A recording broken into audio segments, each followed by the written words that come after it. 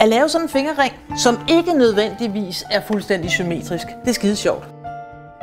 Og så tænkte jeg, hvordan skal jeg måtte lave det snitmønster for at kunne lave den fingerring?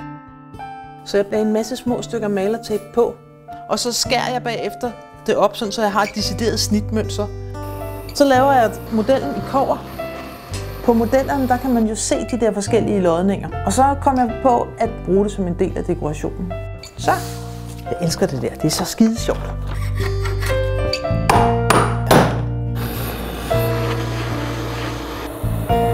Jeg vil godt med denne her ring vise, at den er lavet i et stykke og løjet sammen. Og det kan man se, hvis man oxiderer sølvet.